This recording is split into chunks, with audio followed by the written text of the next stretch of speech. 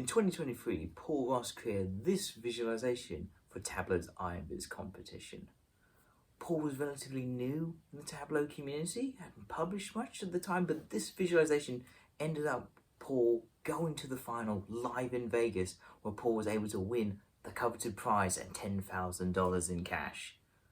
I was really interested in how this visualization came together, and I want to learn the secrets. So I caught up with Paul, and this is what I learned. I see here is your Iron Viz Viz that explore different board games. Can you tell us a bit about what inspired this visualization, and how did you sell on this idea to make a board game viz? Yeah, thanks. Thanks for having me, Will. The story actually starts with my first Viz, this one on screen right now, which was also a board game Viz, which I published in June of last year. But I keep it updated every month. And you know what they Nice. say? You know what they say? You should write the book you want to read, or you should build the product that you want to use. And so that's what this was. This was actually a tool I wanted to use. And what it's trying to do is improve the interface of a website called Board Game Geek, BGG.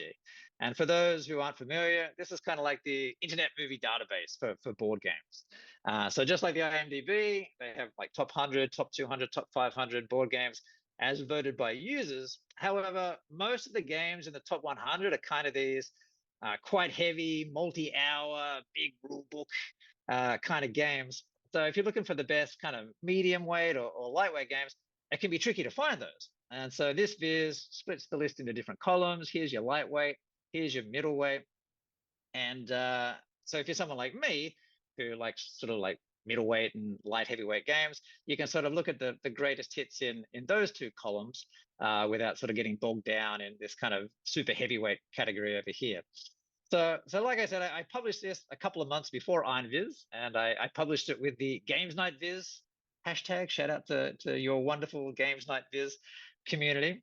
And so when the Iron Viz topic was announced, the first idea I had was, well, how can I make this even more useful or universal, right? So this is useful if you're already a gamer and you kind of have some idea about what sort of games you like. But let's say you're like the parent of a gamer or the partner, and you're trying to buy a gift or something. Could I make a list of just generally awesome games that would appeal to most gamers? Like that's the kind of the challenge, the Iron Viz challenge I set myself. And I already had this tool to play around with, and playing around is a very important part of the process. So here, for example, we can say like if the top 20 highest rated games are too complex, then we can sort of sort by lifetime votes, and we can say, right, just show us the top 20 games here by lifetime votes, and here they are. All right, and you can sort of do this sort of what ifing on this tool, and then this is how those same 20 games appeared on the final product. So here's a scatter plot of those same 20 games by lifetime votes. And so just to finish off this very long answer, the top 20 by lifetime votes does give us some less complex games, which is good, but they're quite a bit older. And so the challenge then becomes, how can we sort out which are the classics that have stood the test of time, and which ones are just kind of old and decrepit. So eventually I had the idea of let's divide the lifetime votes by the game age. We're going to call it birthday buzz. And just this simple metric generated such a fantastic list of games that became the sort of the centerpiece of the story here. Oh yeah, I always struggle where to start with finding new games. Like you hear about all the popular ones, like lots of people playing D&D again. Like that game takes days, like actual days. I don't have that kind of commitment anymore in my life. So this idea of having your own use case, like you wanted to find new games, find other games that you could play, and then dividing it, tailoring it more to your uses is really interesting. And it's nice to see the evolution from what you had, which was like an exploratory dashboard for you, to now into much more of what you need for Iron Viz, the sort of more storytelling kind of visualization. When I look over this Viz, you start with the top 200 games that were released, and then start exploring the data from there. So did you follow a similar process when exploring this data for the first time? Did you start with the top 200 and work out what you wanted from there? It's a good question. And the answer is actually Not exactly. That was a discovery I made along the way. So the first time through, the sequence was pretty much what I just outlined, right? So the top 20 by ratings, too complex. How about we try the top 20 by votes? They're too old. How about we divide votes by birthdays and we get a great list? So that was the basic sequence. And along the way, I sort of tripped over this other factoid that you mentioned, which is that most of the top rated games are quite new. This sort of blue section here, and yeah, that's really what a data story is to me. Like I don't know whether this is just stating the obvious and everybody's doing this, but really, this is the process. You play around with the data until you discover a bunch of these kind of oh wow kind of moments, right? And then once you've got enough of those, then you sort of put them together and rearrange them and try to make a sort of an entertaining story out of them.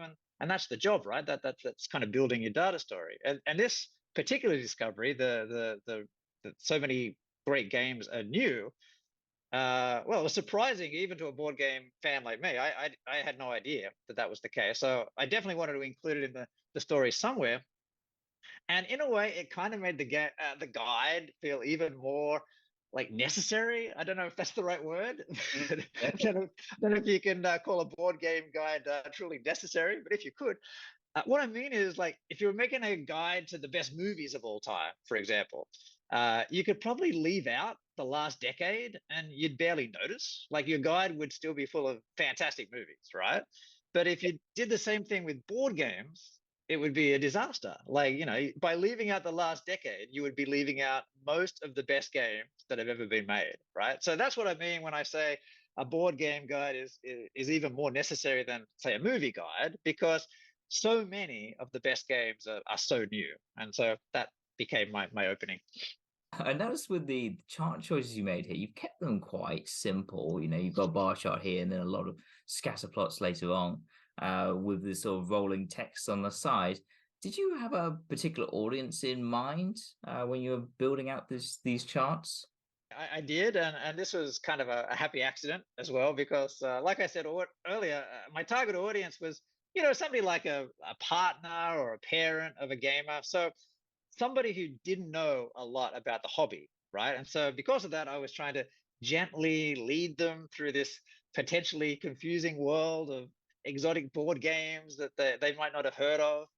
And so my approach was very deliberately to use simple charts for each story beat. And happily, that all worked because you know, who my target audience should have been was the Iron Viz judges. That's really now I'm older and wiser. That should have been my target audience. But you kind of need to take the same approach there as well, right? So you need to assume they're not experts in whatever subject you're geeking out about. Well, your head is full of this thing that you've been working on for the last month, and you just have to assume they know nothing about that. And you know, they have so much time to look at so many visitors, so they don't have a lot of time to read through walls of text and unravel complex visuals. So again, like you're trying to make it as easy as possible for them to follow the story you're trying to tell. And the best way to do that is to just, you know, choose the simplest chart type for each beat of your story. And I think it's, you know, there's a real, in Iron Viz, in the feeders and the finals, there's this real tension, I think, between these two ideas, right? Some people sort of feel this pressure to use this sort of really sort of cutting edge, sophisticated charts. And on the other hand, you need to tell a data story, right? And if you read some of the like the data storytelling Bibles, such as they are, they're all kind of in agreement that the best way to tell a data story is you choose the simplest chart that best communicates each of your story beats, right? And so for me, you know, simplicity and storytelling just won that tug of war like every single time. Yeah, that's absolutely the case, isn't it? Like if you're trying to impart the knowledge as quickly as possible, yes, some of these simple charts are incredibly effective. I feel like almost like you feel like I'm is a big competition. I should do something big and elaborate, but actually that can retract from the overall story. I mean, those elaborate charts, they're good for getting people's attention, but yeah, sometimes the story gets a bit lost in between. Um, Cool. I see throughout the Viz, though, you start with these different charts, but you've actually divided your analysis up into different sections. And I see like these slight notices of different background color changes. I see like the little icons like the snake and the dice, which is really fun. Can you talk a bit about like what your thoughts were when dividing up the sort of composition of this visualization? I'd love to talk about that. I got two different things I want to talk about here actually. The first is like the concept of like numbered text boxes. That's one idea. I'm even numbering my answer to this question. So numbered text boxes Yeah. is number one thing. And the second thing is about how to just generally use visual elements in a data story. So first of all, numbered text boxes. I have this real compulsion to divide my stories into numbered chapters. Like I did it here, I did it in my finals viz. I even did it in my Beyonce viz, which is on my profile, which about 3 people have looked at. So if you like Beyonce, go and check that out. It's another sort of numbered chapter situation. And the reason I find it, the reason I do this, the reason I use the numbered chapters is not just to orient your reader. Like it's helpful in this regard to just let your reader know where they are up to in the story. But the key is that like the finite text box. That's the magic, right? Because once you got a finite text box, I find you can quickly see whether an idea is like too big for the box or too small for the box. Like if it's too small, then it's only 1 or 2 sentences and you need 1 or 2 paragraphs. You either need to flesh that out, or it's like, oh, maybe that's not big enough to be a chapter. Maybe that needs to be combined with another chapter, or just abandoned. And on the other side, if it's too big for the text box, well, first of all, resist the temptation to make the text box bigger. That's sometimes hard to do. But what's really happening there, I think, at least in my case, is there's too much fluff in that text box. You need to sort of get a bit ruthless with trimming that down. And here, there's a lot of just general writing advice that applies to data stories as well as regular stories. Stuff like, murder your darlings and don't bore the audience. And just like every word has to be sort of driving your data story forward. So if there's too many words, just get rid of them, get rid of the dead weight, and just make each word sort of propel your data story and let the data story take center stage. And so, yeah, that's what the numbered text boxes do to me. So that's half of my answer to your question. And the other half is like the iconography, the visual element. So here the basic idea is, as tempting as it is, you don't want your visuals to overwhelm the data, right? You don't want to make a picture show with occasional interludes of data. You want to make a data show that has occasionally these kind of very deliberate visual touches, right? So in my case, here you see I already had the text boxes and I need to connect them somehow. So why not use snakes to connect them? And I already had these sort of numbered titles. So why not use dice to number the titles, right? And as you said, I sort of use this sort of light, dark kind of separators for the chapters. And what I was going for there was a kind of a chess thing, sort of black, white chess kind of vibe. But in each case, just a little sort of sprinkling of a visual theme, not too much, just kind of where it makes sense. And like a side benefit of all this was that I could, reassure my target audience. So remember, the target audience is the non-gamer who might be looking at this viz saying, what am I looking at? Have I wandered into the wrong room? Like, I thought I was going to be seeing board games and what's Wingspan, And so this is just another reason for the dice and the snakes and the ladders. Yes, this is about board games. You're in the right. You might not have heard of some of these board games, but you're in the right place, and you're welcome, and enjoy. That's what they bring to the table. These kind of familiar gaming images. On the end of the viz, I noticed that you mentioned a bit of feedback you got from people in the community and your family. How did this help you like improve this visualization? Yes. Well, first of all, huge shout out to Sarah Bartlett and her awesome crew of volunteers. She's already announced she's doing it again this year, for your listeners. She should be knighted for her services to data. Next time you're talking to Charles, Will, please put in a good word for Sarah. She really deserves it. I was lucky enough to have on my call, my 15-minute call, the dream team of not just Sarah, but I had Michelle Freeman from Viz Office Hours, and I had Mark Reed, who needs no introduction, one of the best blogs in the biz. And I have a special treat for your viewers, Will, because on this call, for the first time, I'm going to publicly unveil the horrific, semi-complete monstrosity that I actually showed to Sarah and Michelle and Mark on that fateful evening. So here it is, the aptly named Iron Viz draft for review. And you can sort of see, I'll scroll through really quickly, just the date here it is, the 27th of October, 2022. So I cut it a bit fine. It was a bit close to the finish line, but here's what they got to see, right? And I'll sort of probably leave it there.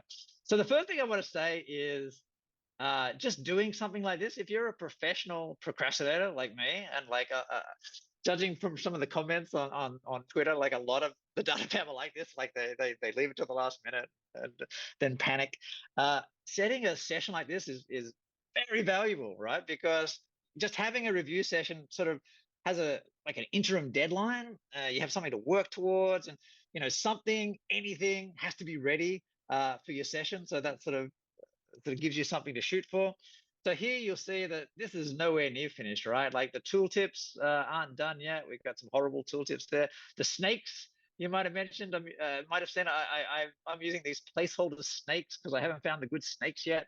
And even Mark on the call said it was traumatic at the time, but it's funny in retrospect. He actually asked me, so what exactly are you trying to do with the snakes, Paul? And that kind of told me, yes, need to find a better snake. Snake's not working quite yet. But you can see the basic story outlines there, and the chart choices are there. And my point is, they might not have been there without this deadline to shoot for. So yeah, deadline's very important for people like me. The two specific pieces of advice I want to talk about are colorblind colors and the call to action. Right. So let's start with colorblind colors. This was not on my radar at all. But I learned from the call that the traffic lights, as you see here, the traffic light color palette is not good, really bad, in fact, for colorblind people, despite their widespread popularity. And this simple piece of advice just really kind of opened up a lot of space for a big color redesign here. So just to be clear, like there's no specific advice on exactly what colors you should be using. Like the advice is kind of like, there's such a thing as colorblind colors, so why don't you go and check that out and see what you come up with. That's the kind of what happens on the call. And so what I came up with, I'll flip back to the main event here. What I came up with was this kind of more muted sort of yellow to orange spectrum. And this was a real big improvement because it really sort of lightened the color load across the whole viz. Like instead of three very bright different colors, all just really doing the same thing, just kind of separating the games by complexity. Now I just had this sort of more subdued single spectrum doing that job. So that was a big help, and it sort of opened up the space for me to sort of get a bit more adventurous with like this bright blue color up here. That became more of a highlight color that I could sort of shine a light on this section in the first chart. So that's an example of kind of like the flow-on effect of changing one part of the viz. It sort of frees you up to do exciting things elsewhere. And the second piece of advice, I'll flip back to the draft, the draft with it there. You can see what it looked like before the infusion of blue. But yeah, the second piece of advice was about call to actions. You can see this one does not have a call to action, does not have anything, just ends with a sort of a whimper, not a bang. And so not only was a call to action absent from this viz, it was really kind of absent from my kind of whole Viz toolkit. Like nobody really explained it to me. So this was life changing. Like not only could I use it on this viz, I got to use it in my finals as well. And that was really important. But here again, the advice was not to use a specific call to action, just to put the idea into my head that there's such a thing as a call to action, and maybe you should sort of read about them and figure out how to use them. And how I decided to use them was I introduced this topic of these mice here. So what the mice represent are games that are available on a website called Board Game Arena. So that's a place where you can actually go to play like board games against your friends or your enemies or whoever. And people take their board games very seriously. And so these mice represent which games are. And so I thought that's a really good way to finish, right? If you like the sound of any of these board games, here's a website where you could be playing one of these games within 5 minutes. So just these are represented by the mice. And so that's what I did with the call to action feedback. So again, really quite general, but super important feedback, because as I said, these ideas just sort of open up design space. One piece moves, and then you realize that was sort of stopping these other pieces from moving. And so now they can move in ways that sort of new and unexpected and exciting. So yeah, in summary, highly recommend a feedback session with Sarah and her crew. The earlier the better. Like I cut it a bit fine, like I said. with the 27th, 28th of October. But the earlier the better. You give the new ideas, give them time to percolate, generate some of those downstream ideas. And I just want to shout out to Sarah, Michelle, and Mark one more time. Thank you, thank you, thank you. Could not have done it without you. Lastly, Paul, is there anything else that you're working on at the moment that we should be keeping an eye out for? Yeah, I guess I've been in a kind of a post Iron Viz recovery phase. I did describe that. I do have an idea. I haven't started this yet. It's just an idea, but I do have an idea for a Christmas related Viz. So that's a possibility as the season approaches. But otherwise, no, I've just been on Board Game Arena playing board games. So if any of you viewers play on Board Game Arena, reach out, please feel free. We'll send me a friend request and we'll play some board games. The more the merrier.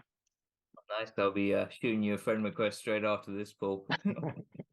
I really enjoyed catching up with Paul there. So much great insights, and here were some of my takeaways. Paul made this visualization, can I find better board games to play? And then thought, how can I bring this exploratory dashboard I've got here to more people? And you saw this evolution of the dashboard happen. So moving from that more filtered kind of view to much more of a story-driven, directive kind of approach. With that story-driven format was also those bite-sized chunks of content. So easy, manageable bits of analysis for your audience to go and digest, much more manageable than a solid block of just visualization or text, much more manageable, more likely to make their way all the way through that visualization. And lastly, is this concept of feedback. So Paul had been working on this visualization for a few weeks, and when you're in that process, you almost come blind to seeing any kind of issues with your work. So getting that feedback in from people in the community, friends and family, can really help make your work more accessible to more people, or spot issues that you just hadn't seen because you've been looking at it for so long. And this really helped propel Paul's work from good to great and then into that final. That's all I've got for this episode. Make sure to check out all those links in the description below to see what Paul's up to next. For those entering Iron Viz, best of luck to you. I have a YouTube playlist available of all my tips and tricks from last year. Go check that out, and I'll see you in the next episode. Bye.